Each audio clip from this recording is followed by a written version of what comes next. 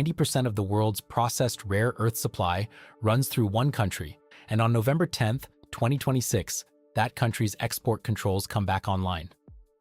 China suspended those controls in the spring of 2025 as part of a broader trade negotiation pause, and the suspension carried a fixed end date.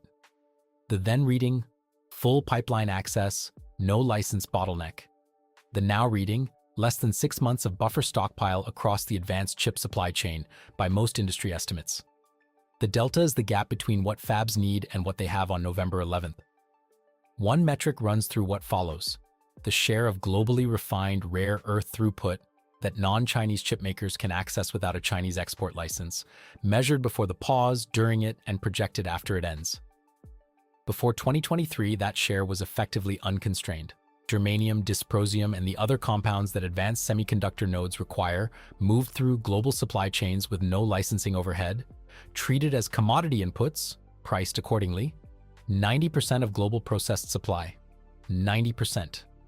Then China announced initial controls in 2023 and spot prices for gallium spiked within weeks. The price signal was loud. The response that followed was not proportional to what the signal implied. The suspension changed the sound of the signal without changing the underlying structure.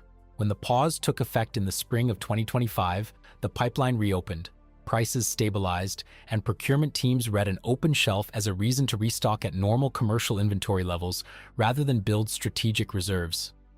A full strategic reserve program is expensive and politically awkward to justify when prices are calm and supply is flowing. By relieving the immediate price pressure, quietly remove the incentive to solve the problem the price pressure was pointing at. Think of a water main with a known fracture that gets a temporary sleeve clamped over the break. Pressure holds, flow resumes, the street stays dry. The repair crew deprioritizes the permanent weld because the sleeve is holding. On the day the clamp's warranty expires, the fracture is still there, the pipe wall is no thicker, and the pressure is the same. November 10th is the day the clamp's warranty expires. The stockpile picture reflects exactly this dynamic. At the time of the initial 2023 controls announcement, industry stockpiles for some compounds were measured in weeks. During the suspension, accumulation occurred and the buffer is thicker than it was in 2023. Thicker than weeks. Thicker. Analyst estimates, inferred from import data and procurement disclosures because no major fab publicly discloses its rare earth inventory, place usable buffer well under a full year for key deposition compounds. Those estimates are lagged and incomplete. The real buffer could be deeper, it could be shallower. What the instrument can read with confidence is the direction. The buffer did not reach strategic depth during 18 months of open access because commercial procurement optimizes for working capital, not geopolitical optionality. Without a price signal compelling urgency, reserve building competes against margin pressure and loses. The downstream exposure for advanced node chip makers is indirect, but it is not insulated. Advanced fabrication nodes require specific rare earth compounds in deposition and polishing process steps. A supply disruption does not stop a fab the week it hits. Fab roughly 2 to 3 quarters later, when process chemical inventories exhaust and qualified substitutes are not available. That lag is invisible in quarterly earnings reports until it abruptly is not. The connection between a licensing reimposition on November 10th and a fab constraint in the middle of 2027 is real. It is just slow enough that it does not feel urgent in the earnings call where it should. Non-Chinese refining capacity has moved during the suspension window, but the direction of motion is the only good news the metric offers. In 2020, Western gallium and germanium refining at semiconductor grade was negligible relative to what the advanced node ecosystem consumed. By 2026, projects have been announced, some are in commissioning, and new facilities are approaching initial production. But total non-Chinese refined output for semiconductor-grade material remains a small fraction of what the advanced node ecosystem consumes annually. As a cargo ships hold, the advanced node fabs need the hold full. Non-Chinese refiners can currently load roughly the first 2 or 3 cargo decks. The suspension reopened the Chinese loading dock. November 10th closes it again. The hold does not fill itself.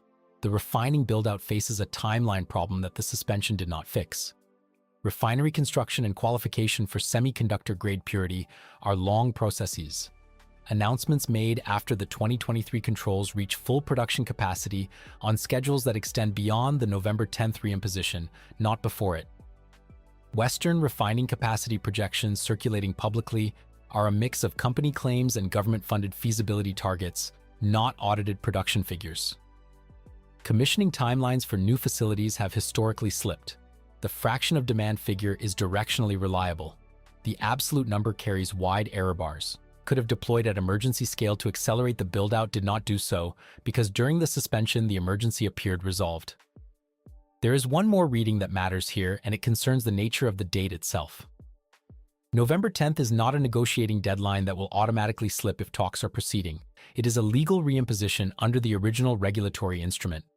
The burden of extending the suspension falls on the side that requested it. If no successor framework is signed before that date, the clock does not pause again by default. It runs. A partial framework, one that licenses some categories of export while restricting others, would split the headline accessible throughput figure into compound-by-compound readings, and the aggregate number would flatter the trend for some fabs while understating exposure for others. The instrument can read the direction of the delta with reasonable confidence. Magnitude, exactly how many weeks of buffer, exactly what share of demand non-Chinese refiners cover, is softer than the trend line. The trend line is not soft. The metric was open during the suspension. It moves on November 10th. The stockpile is shallower than 18 months of open access suggested it needed to be.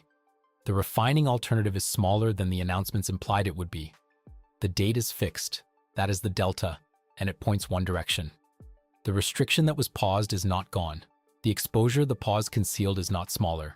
The wall was lifted for 18 months and the curve did not bend enough. The clock ran while the shelf looked full.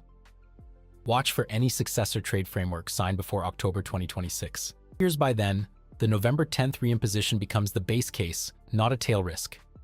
Will the accessible throughput reading move before the deadline, or will we read the delta after the fact? If you track the supply chain readings that move before the headlines do, subscribe and turn on notifications. The next measurement is closer than the calendar looks.